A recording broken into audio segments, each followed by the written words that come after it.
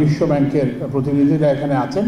আমরা বিশ্ব ব্যাংকের প্রতিনিধিদের সঙ্গে এটা নিয়ে কাজ করতেছি। যে ব্যবস্থা আমাদের যে মহাসচিব যেটা বললেন যে এটা কিন্তু একটা কি বলে যে কালেক্টেড অ্যান্ড কোঅর্ডিনেটেড এফর্টের প্রয়োজন। এটা যদি শুধু সড়ক বিভাগ যে করবে সেটা না, এটার সঙ্গে সবাইকে করতে হবে। আরেকটা জিনিস আমি এর আগে আরেকটা কথা বলতে চাই, সেটা হচ্ছে যে আমাদের একটা নিরাপদ সড়ক প্রকল্প বিশ্ব ব্যাংকের প্রতিনিধিরা এখানে আছেন। আমরা বিশ্ব ব্যাংকের প্রতিনিধিদের সঙ্গে এটা নিয়ে কাজ করতেছি। যে ওয়ার্ল্ড ব্যাংকের যে প্রজেক্টটা আছে সেখানে কতগুলো কম্পোনেন্ট আছে।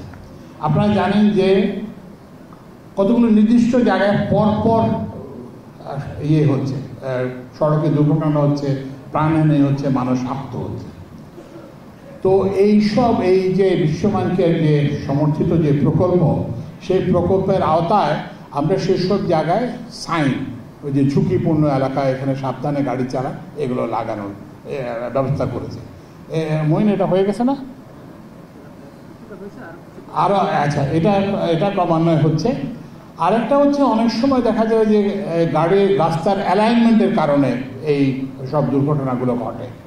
তো আমরা সেই অ্যালাইনমেন্টগুলো আমরা ঠিক করতেছি, বিশেষ করে এই দুর্ঘটনাপূর্ণ এলাকায়। যেমন প্রথম আলোর একটা রিপোর্টে আমরা দেখলাম 21টা জায়গা আছে যেখানে ক্রমাগতভাবে দুর্ঘটনা ঘটতেছে, এবং এইসব দুর্ঘটনার স্থানগুলো চিহ্নিত করে এগুলো যদি অ্যালাইনমেন্টের সমস্যা থাকে, এগুলো অ্যালাইনমেন্টের সমস্যা আমরা দূর করতে চেষ্টা করব, এবং এখানে যেটা সতর্কতামূলক যে চিহ্নগুলো সেগুলো আমরা দেব।